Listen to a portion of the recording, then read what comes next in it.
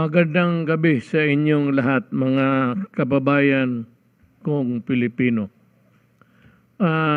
We are here to give you the updates of the government's pandemic response at yung mga ibang bagay na dapat ninyong malaman.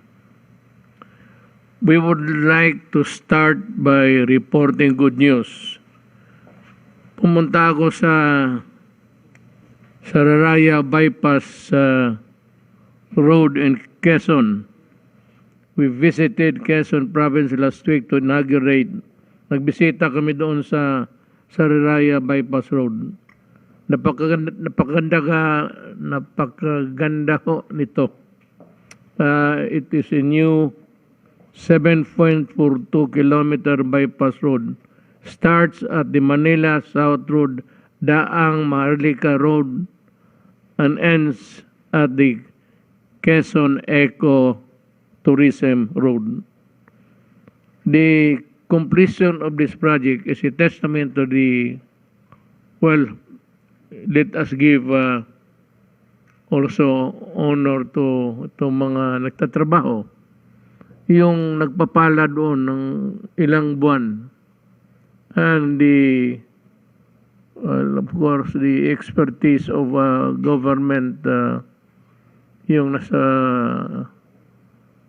DPWH, pati kay lalo na kay Secretary Villar, sa one of the most outstanding government official at present. Kung may clip tayo doon sa Sariaya bypass road, pakita mo lang para makita sa mga tao yung pera nila.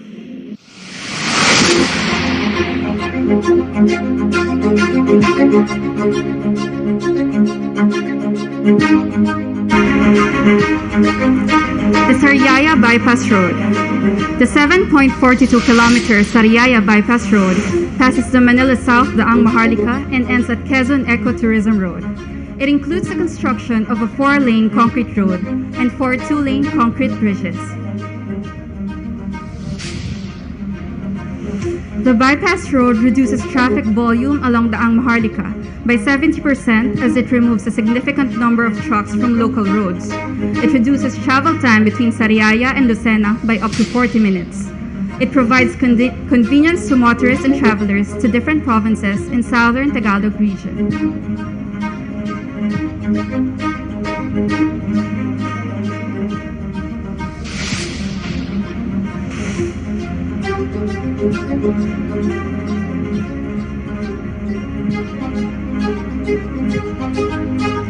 Sariaya Bypass Road. It provides transport efficiency, improves road access and safety, supports job creation, and enhances business opportunities. It boosts social and economic development in Quezon Province. The bypass traffic along Daang Maharlika, and it saves up to 30 minutes of travel. Ako po si Isidro B.O. Boy, pati sa Barangay Umaga 1, sa Riyaya Rizal. Ako ay nagkaroon sa harap puntas. Napakalaki po ng pagbabago ng lalagyan ng bypass road. Napakamadali po galit ang aming mga kalakal sa pamilihang bayan. Dahil po nang wala pang bypass road, napakahirap po ng labas-labas ng aming mga kalakal. Kaya napakalaki po ng bypass. Dahil po nang magkaroon ng bypass road, nakapagtayo po kami ng mga tindahan sa gilid po nito. Napakarami po namin tulungan na magkaroon ng negosyo.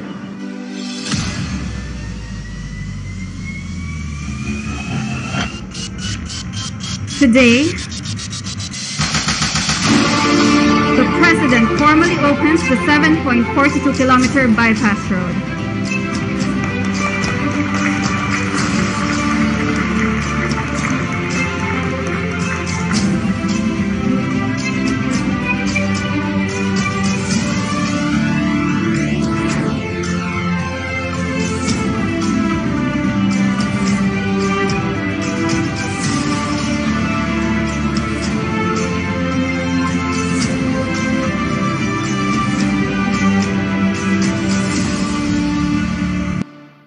mga kababayan ko, yung nakita ninyo na picture doon sa katabi ko,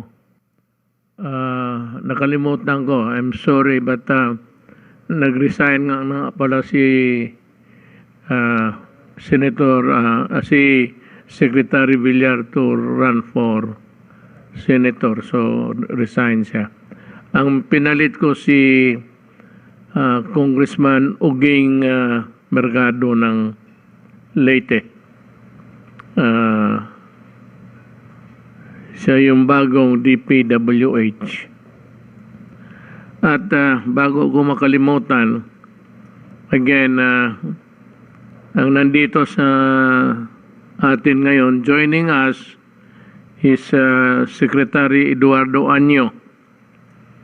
He will have something to say about his department. Secretary Delfin Lorenzana, the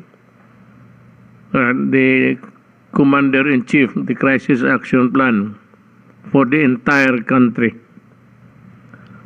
Si Secretary Carlito Galvez Jr. updates ang National Vaccination Program. I am sure that he has a very good news for you also. Then sa video teleconference, we have Dr. Domingo. Tapos we have Chairman Abalos. Then we have Secretary Harry Roque, who's busy doing these days campaigning for his seat. I forgot the body. Then Secretary Carlo Nograles, and si Vince Dizon.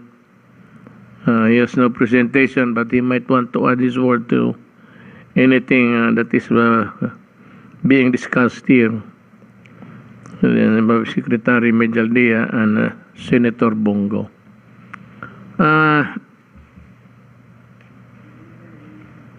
I have to read kasi itong mga figures binigay, it's a dynamic thing. Halos araw-araw may dumadating na vaccines, and we have to change the figures also last minute. So para hindi ako magkamali, basahin ko na lang sa inyo. Makinig na lang kayo. Total, nakita naman ninyo ang mukha ko. So pwede na akong magtingin sa baba. Total doses administered as of October 24 is now more than 55.7 million. Yung naturok na, of which 30 million are first dose and the 25 million are the second dose and single dose vaccinations. Meron kasi iba dalawa. So merong ibang natapos na, merong ibang naghihintay pa, pero may bakuna na tayo. At yung iba, yung single dose lang na isang turok lang, okay na. On Friday, October 23, more than 724,000 COVID jabs were administered, and we hope to reach a daily rate of 1 to 1.5 million in the next few days and weeks. So, noong Friday, 724,000. Then we plan to vaccinate at the rate of 1 to 1.5 million in the next few days and weeks. Mausa ito kasi nandyan na ang pagpadala na lang ang ang tiga-bakuna. Tama yung I've read or heard somewhere that itong mga nursing students na senior, I think they will be mobilized to, sino bang may alam niyan, para magtulong sa bakuna. Pwede ito, ano man ito, mga senior, but still students, I think. But I heard it late this afternoon. We also need to ramp up vaccination rate in various LGUs in order to reach our target of inoculating 50 million fully vaccinated individuals by the end of the year. Ang plano natin is at the end of the year, 50 million. Sana. We cannot reach this target if it will plateau at 400 or 500 daily jobs. Kailangan talagang walang hinto at yung mga bakuna na sana umabot na doon sa pinakamalayong lugar, and the provincial, city, and municipal health officials will take over. Ang concern ko lang naman is that they would be able to preserve the integrity of the vaccines. And that is very important. Ibig sabihin na hindi expired, walang sira, hindi makontaminate, and all. Yan ang integrity, yung pinaka ng bakuna. As of October 24, the Philippines has received more than 97.6 million doses of COVID-19 vaccines. Marami na tayong supply ng bakuna sa awa ng Diyos. I urge LGUs to come up with a more systematic and efficient way of finding out of who among your constituents have not yet vaccinated. Please do everything to convince them to get vaccinated. Actually, my experience as mayor, pag ang mayor sinabi niya gusto niya itong gawin, at talagang sabihin niya, he will impose his authority, gawin mo yan. Ginagawa talaga. Depende na lang sa, ewan ko, diskarte mo o your relations with. Kasi may mga barangay captains na kontrapartido, pag gano'n, yung iba naman kapartido mo. So the natural tendency of those on the opposite side will resist even in these matters na ganito. Kaya ako, sinasabi ko sa kanila, either you follow us or you have to answer to Secretary Anyo ng DILG. Siya yung nagsusupervise sa local governments. Ang mangyari niyan, talagang magkakaroon ka ng kaso. And bear in mind that alam mo ang kaso, even administratively, you can be dismissed. It includes dismissals from office, suspension, ganon, forfeiture of pay, or outright dismissal. Kaya wala naman tayong away dito sa bakuna. Wala naman tayong away doon tayo sa sakit. Hindi mo natin ito gusto. I'd like to appeal to the mayors and the barangay captains na magpasya lang siya ng kalahating araw. Tanungin niya kung sino pang hindi nabakunahan. At sabihin niya na kung mayroong scheduled na bakuna, he will see to it na sabihin mo gusto kitang makita doon. Kasi maghahawa-hawa ka lang ng ibang tao kung ayaw mo. The first phase of our vaccination of minors aged 12, 12 to 12 to 17, launched in NCR last October 15 was successful. So binabakunahan na yung mga bata. On Friday, October 22, we launched phase 2 of our pediatric vaccinations in with more hospitals participating in various LGUs in the national capital regions. Pero binisaya yung pero aabot rin ito sa inyo in due time. This is a matter maybe of days. Nandiyan na yung bakuna. Pag-transport lang and to gather the human resource there in the sitos where we intend to conduct the vaccination. Kung sabi ko nga may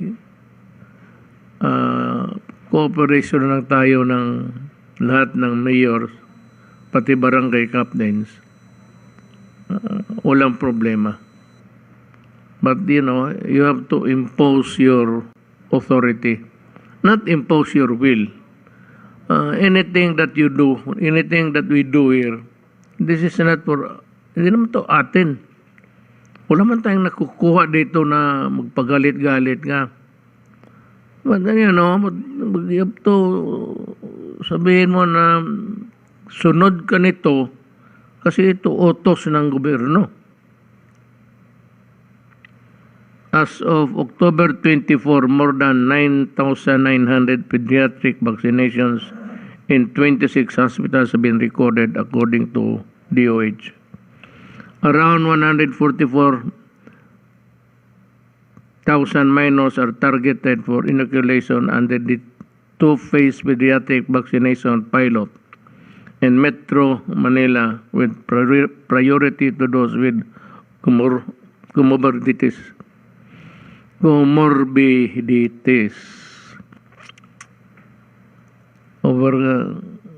Itong overcoming the viral recent 3-day tally of new COVID cases as of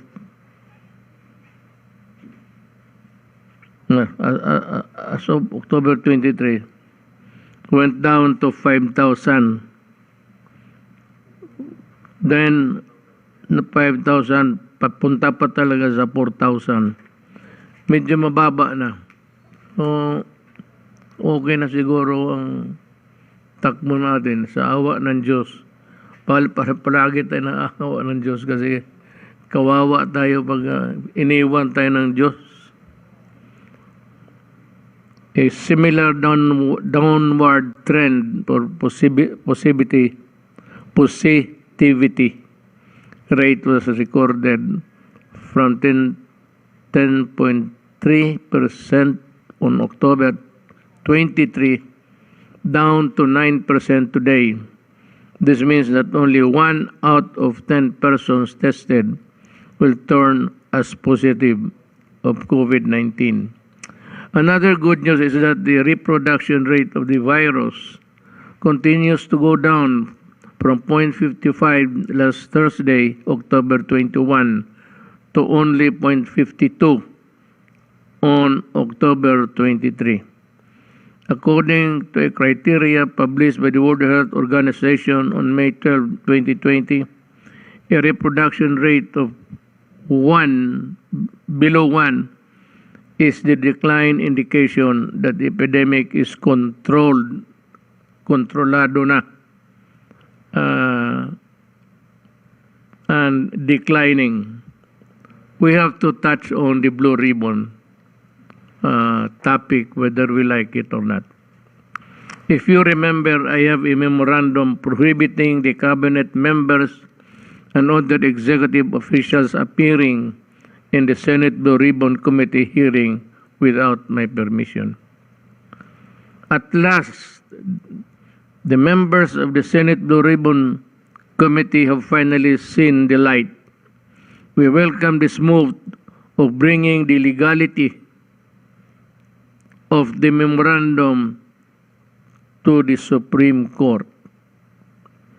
And we would like to congratulate the members for realizing, albeit late, even late, that it is the court which should eventually decide on the constitutionality of the order, and we will defend it. But we are not saying that we are the best mind here. It's a question of law, an issue of law, and it could either go either way. You win, you lose. But ang maganda is ang Supreme Court, dalhin mo doon kasi doon talaga magtapos itong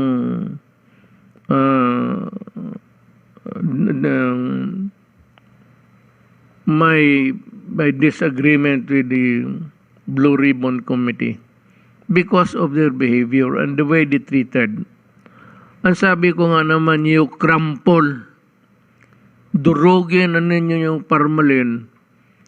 Pero yung mga tao ko sa gobyerno, yung ipinapatawag ninyo at pahintayin ninyo ng ilang oras at hindi naman ninyo tatawagin at kung nandoon iniinsulto ninyo, para bang walang alam mga muron ang kaharap ninyo, sabi you're impertinent. Yung mga judge lang yan eh. Ito dapat si Gordo, maglipat siya sa judiciary. Kasi doon siya magsigaw-sigaw. At baka sa awa ng sheriff pa niya ang babaril sa kanya. Hindi yung ugali na yan. This is not feudal times. You have to be courteous. If you want to be treated with courtesy, you have to practice it. Now, sino maligayahan yan kung ganun ang ginagawa mo? Kung ako sakali na, kung ako ang natawag, hindi mo ako masigawan ng ganun. Magsigawan tayo. Kulungin na ninyo ako hanggang kailang gusto ninyo.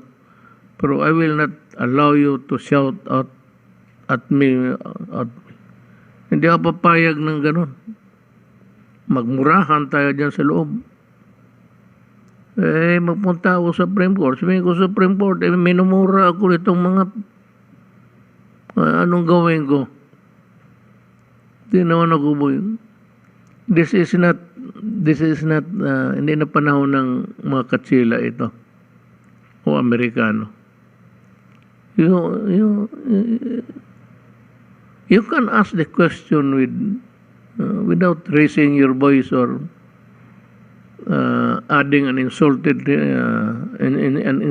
to your remark. Mahirap. Buti ito. This is by far the most decent thing the committee has done, and we are most eager to answer whatever questions you have regarding my not allowing officials of the executive to attend your hearings that are legislative purposes. Alam mo, pagdating ng Supreme Court, ipasupi na lang namin yung entire proceedings na kuha ng TV. I think government also has a record. Sabi namin sa Supreme Court, tingnan mo actuations. Look at the behavior. Do you think that you'd be happy appearing there answering questions for the government? Yung ano ba tawag nitong para lang yan sa law, abogado ito para lang yan sa mga judges pati professor sa eskwelahan. Wag mong gawain yan dito sa mga doktor yan, hindi naman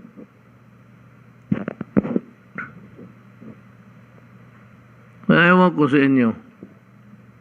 Pero may election man,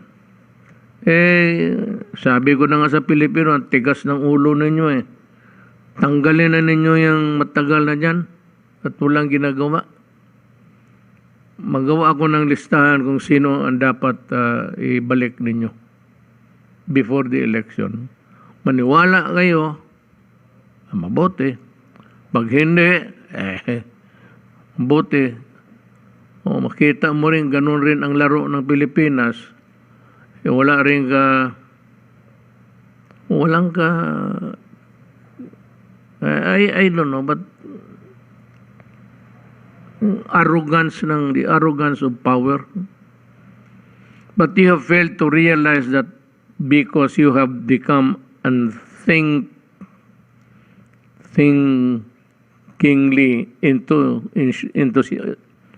enthusiastic. Sino ba nagalagay nito? Unthinkingly. Hindi ko ma-pronounce, no? On proving that there are irregularities in the procurement done by government. And this has been disproven and refuted. Kita mo naman, ano mga produce ninyo? Corruption? May lumabas ba? Ngayon, yung mga tao na tinawag ninyo, ano nangyari? Sama lang na loob, namura sila, may kaso kayo. I-file ninyo. May ombudsman naman. Doon nga dapat eh. At saka yung magkatalo-talo tayo, Supreme Court na ang labanan natin dyan.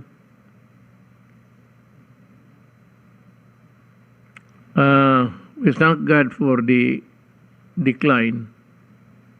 At magpatuloy tayo na sumunod lang sa gobyerno.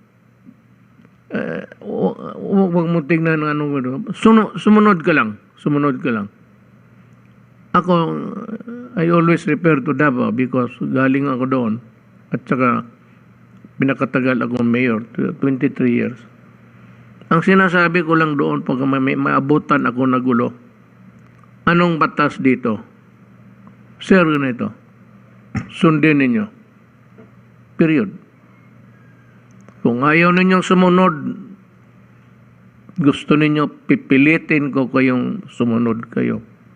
At hindi maganda yan. Hindi talaga maganda. Yun lang. Wala nang maraming istorya. Sir, pinatawag ako nito, gano'n. Bakit? Tapos, anong nangyari gano'n? Ano ba, sir? Ito yung batas. Huwag ka nang sumunod. Umuwi ka na. Karamihan yan yung mga sa hinihiring ng barangay, yung lupong tagapayapa.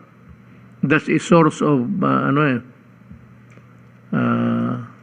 medyo magulo dyan sa barangay law. Kaya, sabihin mo lang, what's the law? Follow the law para wala tayong... I'd like to hear Secretary Anyo first. Thank you po, Mr. President. Please put my slide. Mahal na Pangulong Duterte, Executive Secretary Salvador Mediadea, Senator Bongo, mga kasama sa kabinete, mga kababayan, magandang gabi sa ating lahat. Ako po'y nagagalak na ibahagi sa inyo ang mga nagawa ng DILG sa loob ng mahigit 5 taon ng ating pamumuno. Next slide. Aming inaangat sa DILG na maitaguyod ang mga komunidad upang mapanatiling mapayapa, progresibo, at matatag kung saan masayang naninirahan ng bawat Pilipino sa ilalim ng inyong pamumuno. Next slide. Dito po sa peaceful communities, pinaigting natin ang ating law enforcement and legal offensive kontra droga katuwang ang iba't ibang ahensya na kasapi ng Interagency Committee on Anti-Illegal Drugs or ICAD. Dahil dito, dumami ang mga operasyon mga naaresto at mga sumuko. Partikular na ang mga high-value targets na umaabot sa 13,244. Pinalakas din natin ang mga inorganisadong institusyon katulad ng Anti-Drug Abuse Councils sa mga probinsya, syudad, munisipyo at hanggang barangay upang mapanatili ang kapayapaan at kaayusan sa mga komunidad. Dahil po dito, halos 22,858 na barangay ang naideklarang drug cleared mula sa dating kabuang 42,045 na apektado ng droga. Nakikita po din natin na umabot po sa 64 billion ang ating nasamsam na droga. Hindi pa po kasama dito yung 10 bilyon na nakuha natin sa loob lamang po ng 2 buwang nakaraan. Next slide. Atin ding na-rehabilitate ang mga naaresto at mga sumuko sa pamamagitan ng mga itinatag na treatment and rehabilitation centers sa iba't ibang lugar at gayon din sa mga barangay. Dahil dito, kalahati sa may 1.2 million drug dependents na ito ay nakatapos na sa programa ng PNP. Sa buong bansa po ay meron na tayong 22 Regional Drug Abuse Treatment and Rehabilitation Center under po ng DOH. Next slide.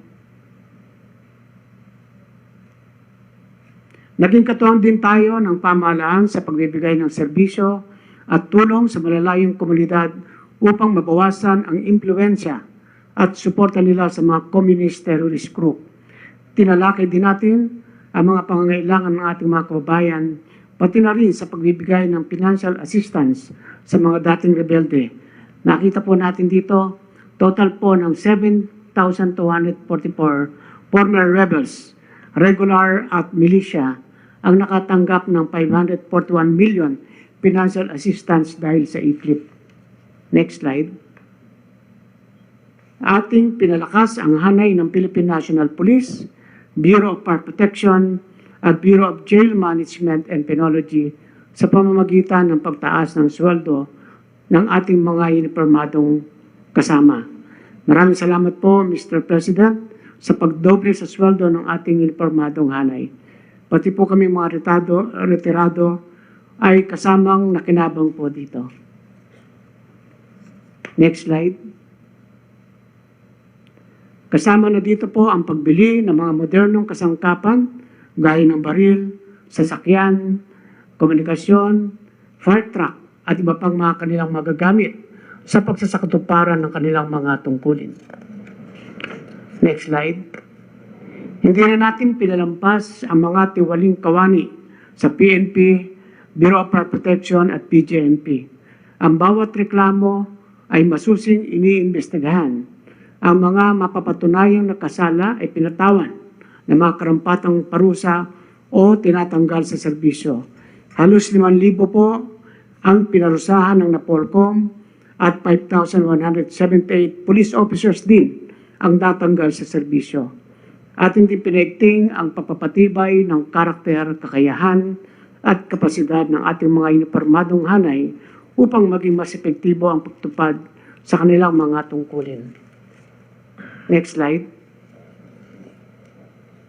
Dahil din sa mga hakbang ito, ay bumaba ang dami ng krimen sa ating bansa ng 34% at mga index crime ng 70% noong 2020 kumpara sa taong 2016. At patuloy po itong bumababa ngayong taon. Kahit po sa survey, masasabi po na ang mga kababayan natin ay sabi nila ay mas pinilang ligtas sila according po sa ating survey. Next slide. Bukod po sa pagpapanatili ng kapayapaan, tuloy-tuloy pa rin ang pagpapanday upang maging progresibo ang ating mga komunidad. Ito ay sa pamamagitan ng pagsuporta sa pagpapatayo ng mga mahalagang infrastruktura at iba pang proyekto na siyang susi sa tunay na pag-unlad ng mga barangay. Sa katunayan nga po ay mayroon po tayong support to the Barangay Development Program na kung saan po ay nakapag-release na po tayo ng 16.24 billion para sa 812 barangays. At ito po ay binubuo ng 2,317 projects. Ito po yung mga barangay na ating na-clear mula po sa impluensya ng Communist Party of the Philippines at New People's Army. At dito po, kasama ang mga proyekto upang masigurado ang mayroong mapagkukuhanan ng tubig ang bawat komunidad sa ating bansa. Dito po sa ating salintubig at assistance to municipalities na nakatutok sa water projects. 3 million households po ang nakinabang dito sa mga nabigyan natin ng malinis na tubig. At nagpatayo rin tayo ng mga kalsada, tulay at pang mga mahalagang infrastruktura tulad ng evacuation centers na ginagamit ng mga mamamayan. Ang total po sa assistance to municipalities at conditional match grant program sa ating mga probinsya, nakapagtayo tayo ng kalsada na kasing haba ng 6,218 kilometers sa buong bansa. Next slide. Pinatatag din natin ang mabuting pamamahala sa pagbibigay ng mga insentibo sa mga performing na LGUs at pagpapalakas sa kanilang mga kapasidad sa pagbibigay ng mga serbisyo sa komunidad. Pinapatibay tayo ng pagsasabatas ng Seal of Good Local Governance Act para sa patuloy na payubungin ang good local governance sa buong bansa at sa mga susunod pang mga taon. Next slide. At bilang pinuno ng Participatory Governance Cluster, nanguna ang DILG upang bigyan natin sila ng mga plataforma kung saan sila makapagdulog ng mga hinaing, makapagbigay suhestyon at bantayan ang mga lokal na pamahalaan. Marami din silang naiparating ng mga emergency occurrence sa kanilang lugar sa pamamagitan ng pinalakas nating Emergency 911 hotline. Ang Emergency 911 hotline po ang unang-unang inyong pinag-utos ng inyong pag-upo sa inyong pagka-presidency. At ito pong ating 911 ay nakatanggap ng 8.3 million calls. At 99.62% po ay tinuganan natin ang lahat ng tawag na mayroong emergency at importanteng tawag. Next slide. Ang mga hinaing kontra sa korupsyon at iligal na gawain ay ating tinugunan. Kahit sa panahon ng pandemya, hindi natin pinalampas ang mga kasong ito. Amin pong inimbestigahan at sinampahan ng mga karapatang kaso, ito man ay tungkol sa korupsyon, sa kaban o pondo ng bayan, sa mga road clearing operations na ginawa natin, at sa COVID-19 response. Kasama na rin po ang pag-distribute ng ating ayuda. Next slide. Aming ipinatupad ang mga hakbang upang maging business-friendly ang ating mga LGUs sa pamamagitan ng pag-streamline ng mga proseso para sa business permits at licenses at mga permit para sa pagpapatayo ng telecommunication towers. Ating binuksan ang lokal na ekonomiya sa mga bagong negosyo at pagpapalakas ng internet connectivity na siya magdudulot ng dagdag na kabuhayan sa ating mga komunidad. Next slide. Patuloy nating pinapalakas din ang mga kababaihan, kabataan, at mga kapatid nating Muslim sa pamamagitan ng mga polisiya at programa ng ating 3 komisyon. Next slide. Patungkol naman po sa kahandaan at pagharap sa mga kalamidad. Ang DILG ay nanguna sa mga preparedness efforts para maihanda ang bawat LGU sa pagharap sa sakuna. Sa pamamagitan ng Operation Listo ay ating nailatag ang mga kinakailangang tugunan ng ating mga LGUs mapabagyo, lindol o kahit pandemya. At dito rin po ay nirequire natin ang lahat ng mayors, governors na sa lahat po ng sakuna, kalamidad, 100% ang kanilang pong presence dapat sa kanilang area bago, habang at matapos ang anumang kalamidad. Dineploy din natin ang mga kasapi ng PNP at Bureau of Fire Protection upang agarang tumugon sa mga kalamidad. Tulad noong taong 2020, mayroon pong 42,080 officers ang tumulong sa mga apektado ng mga bagyong dumaan at 3,795 naman ang nagbigay ng kanilang serbisyo sa pag-alubroto ng Bulkang Taal. At bilang tugon sa direktiba ng ating Pangulo, pinangunahan ng DILG kasama ang ibang mga ahensya ng pamahalaan, katulad po ng DENR at Department of Tourism, ang mga hakbang upang malinis ang ating mga pampublikong lugar, mapakalsada man, tourist hub, tulad ng El Nido, Siargao, Baguio, Manila Bay. Kasama na din po nung ipinasala ninyo ang Boracay noong 2018 at kumpletong pag-rehabilitate ng ating Boracay Island. Next slide. Sa pagharap sa pandaigdigang pandemyang dulot ng COVID-19, sinigurado ng kagawaran na umaayon ang bawat LGU sa mga direktiba ng IATF. Kasama dito ang pagsunod sa mga minimum health standards at community quarantine protocols.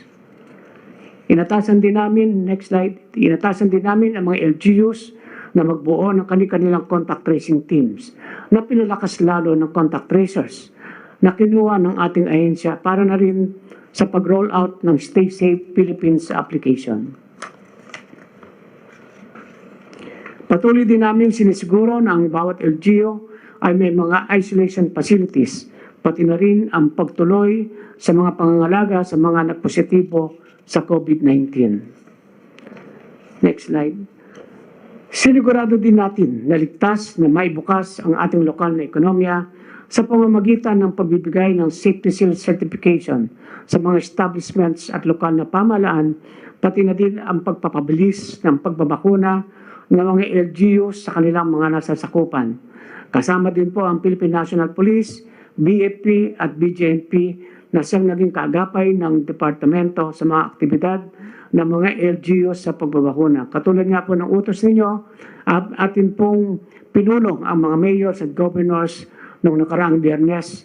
At ngayon po ay todo bakuna na tayo sapagkat ang ating pong layunin ay ma-attain ang 70% na first dose ng eligible population by November 30 at 70% ng eligible population ang fully vaccinated by December 31, 2021. At atin pong kakasuhan ang mga concerned LGUs kapag meron pong nasayang o nag-expire ng mga bakuna.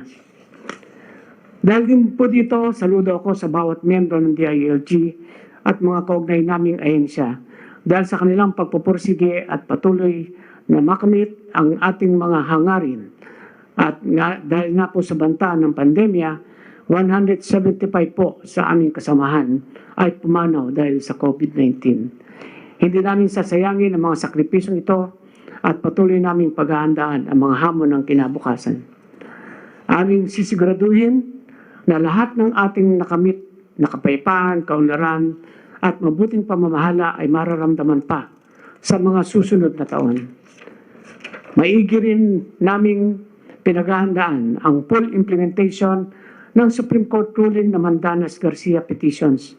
Kasama po dito ang mga aktibidad at technical assistance sa pagbuo ng mga LGU Devolution Transition Plan at mga kasamang capacity development interventions ng kagawaran. Mas palalakasin namin ang aming oversight function upang masigurado na maayos at maipatutupad ng mga LGUs ang kanilang mga mandato sa paglaki ng kanilang mga pondo simula sa susunod na taon. Sinusuportahan din namin ang mga hakbang ng COMELEC para masigurado na ligtas at payapa ang pangangampanya at pagboto sa halalan sa susunod na taon. Pinaghahandaan na din namin ang mga kakailanganin na capacity development para sa mga bagong mahalal na lokal na opisyal pagkatapos ng halalan. At dito po natatapos ang aking ulat ukol sa mga programa at inisyatibo ng kagawaran. Makakaasa po kayo na hindi titigil ang DILG family sa pagtugon sa tawag ng pagsisilbi sa bayan at para sa bawat mamamayang Pilipino.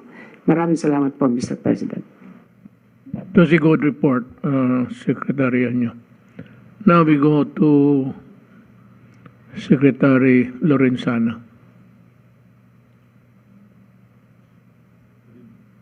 Good evening, Mayor. Good evening, AES and SBG.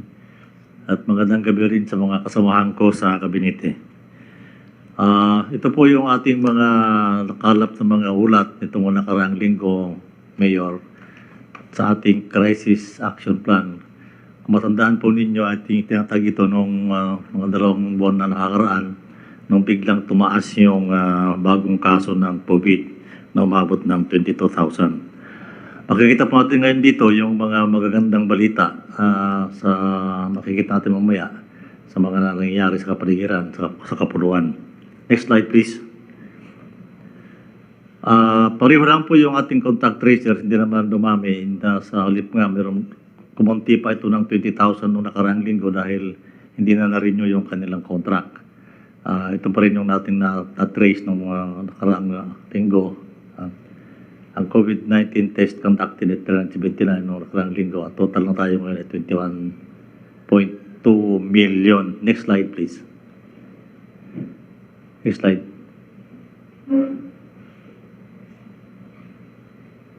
Next slide please. Itong magandang numero, Mayor, itong license beds natin, ang occupancy rate natin ay 17% na lang. Napakarami nating bakante. Ang ibig sabihin ay kumukunti na yung mga nagpupunta sa ospital na masilan ang kalagayan. Next slide. Ito rin naman po yung minimum public health standard strictly implemented ay bumaba rin po, Mayor, yung violation of yung minimum public standard ay 56% ang binaba, yung barred from exiting checkpoints ay 53%, saka yung offers ay 60%. Ibig sabihin po ay tumutupad lahat, maraming tumutupad sa mga public health standard natin. Next slide. Ito maganda po ito dahil yung ating healthcare HUR, its healthcare utilization rate, ay bumaba na naman sa 48%. Halos kalahati na lang po ang okupado sa mga hospitals natin. Meron tayong licensed hospital base na 40,000, ibig sabihin 20,000 lang ang okupahan dyan. ICU is 4,420, 20,881 naman yung isolation unit, saka 14,856 yung wards. At saka mechanical ventilators ay 3,243. Next slide please. Ito naman yung ating subclusters, yung mga dumarating mula sa ibang bansa, 16,753 OFWs ang na-quarantine natin. Ang total po ngayon, running total ay 277,591. Itong positivity rate natin ng mga dumarating na returning overseas Filipinos ay umaba sa 1.42. Napakalit lang ito, Mayor, itong numero na to. Which means that yung mga dumarating ay hindi na masyado silang infected. 11,985 naman yung fully vaccinated na ROFs and foreign assisted nationals. Total of 123,357. Next slide please.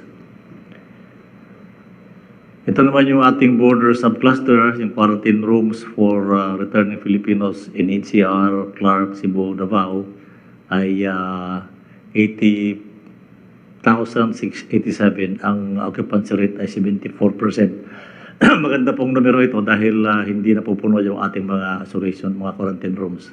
Ito naman sa isolation rooms ay 40% ang occupancy rate. Yung seafarers, yung mga katrabaho sa dagat na ating natulungan ay 17,462. Next slide. Ito naman yung return to the country via repatriation flights, 350, 2,478 through 12 bayanihan flights. At saka tayo ay nakatulong din sa 2,686 return to their provinces through the PITX under the Balik Provincia and OEAN na program. Next slide please. Ito naman po, nagbago ng konti itong ating AFP vaccination. Meron na dagdag na 2,000, kaya 77% na ngayon ang vaccinated. Ngayon po ay bibigyan ng AFP ni Secretary Galvez ng 200,000 para tapos na po yung pagbabakuna ng AFP, kasama na yung uniform personnel, mga dependents, yung CAFGO, saka ISKA. So pagka natapos po yun, ay kompleto na yung AFP at saka yung mga tao nila. Next slide please. Ito naman po yung binabantayan ng National Disaster Risk Reduction na Management Council na pinangungunahan ko itong panahon. Meron po tayong 3 low pressure area rito. Ang pinakamalaki ay dito sa may bandang Palawan, saka dito sa may bandang Central Luzon, at saka dito sa Visayas. Wala po nagbabantang bagyo sa atin, kaya tigtas po tayo sa bagyo itong mga inaharap na mga araw. Pero yung ulan po ay palagi. Kung napapansin po ninyo, araw-araw ang ulan ngayon dahil po sa low pressure areas dito na 3 na yan. Next slide. Yun lang po, Madam Presidente. Ayun nga po. Maraming salamat po. Thank you. Thank you, Secretary Lorenzana. Now, time out muna tayo.